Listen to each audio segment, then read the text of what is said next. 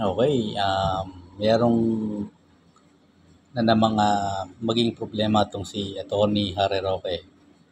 So eto, bago natin talakayin 'yon, paano ba sinira ni Attorney Harry Roque, dating human rights lawyer, ang kanyang imahe bilang human rights lawyer?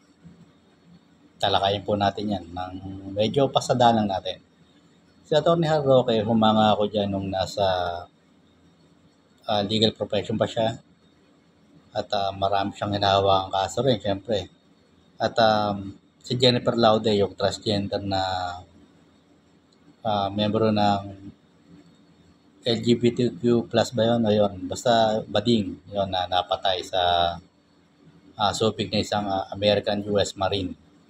Na-prosecute yan at ang naging isa sa abogado niya ay si Attorney Harry Roque. So, maraming humanga kay Attorney Harry Roque nun.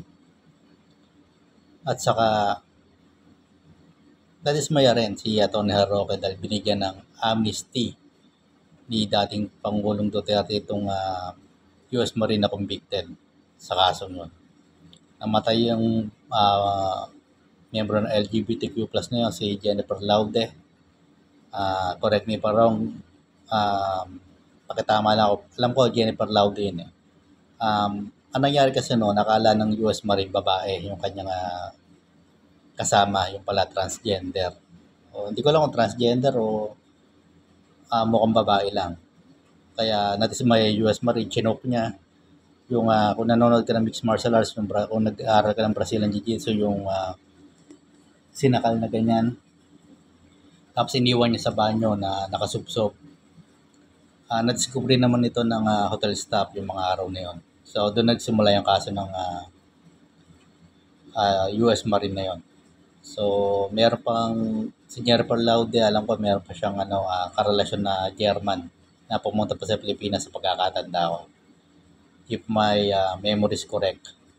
So doon, isa yung sa hinawakan ni Atty. Harry Roque. Isa pa, yung Ampatuan case na hindi siya naging abogado ni Ampatuan. Siya isa sa naging private prosecutor ng isa sa pamilya na napatay doon sa Maguindanao Massacre, kung natatandaan nyo. Tapos kinuha siya ni Pangulong Duterte bilang spokesperson. Doon na nasira ang karakter ni Harry Roque bilang human rights lawyer. Dati, kinakastigo niya si pamilya Marcos.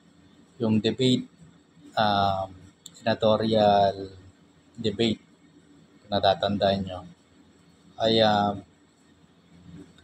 Atty. Harry Roque, pinagtanggol naman si Pangulong, dating kumakandidato pa noon si Pangulong Bongbong Marcos na ngayon. Dati, laban siya sa mga Marcos, bigla siya kumambyo. At naging kliyente niya to siyempre naging abogado na siya ni dating Pangulong Rodrigo Duterte. So ayan, yan ang nasira ang imahe ni Harry Roque. Tapos dati humanga siya kay dating Senador Antonio Sani Trillanes. Mabuti daw yung Magdalo, nilabanan yung korupsyon, allegedly yung korupsyon ni dating Pangulong Gloria Macapagal Arroyo na ngayon ay congresswoman na, di ba? At natapos na yung kanyang kaso. So magaling din yung abogado ni PGMA, si dating Solicitor General Attorney, abogado niya si Attorney Mendoza, Estelito Mendoza. So, magaling na abogado po yan. So, ayan, ang nangyari kay Atty. Harry Roque, yung lagi niyang binabara yung mga reporter na nagtatanong sa kanya. Pwede naman niyang i-response na maayos. Ngayon, nasasangkot naman siya sa isang kaso. Ito. Una, bago pala ang lahat, kinasuhan siya ni dating Senator Antonio Trillanes yan. Yabang-yabang siya nun di ba? Kinasahan siya ni dating Senador Sani Trillanes, matapang yan. Hindi yan wala pang record siya dating Senador Antonio Trillanes na tumiklop to at nagpabayad, no?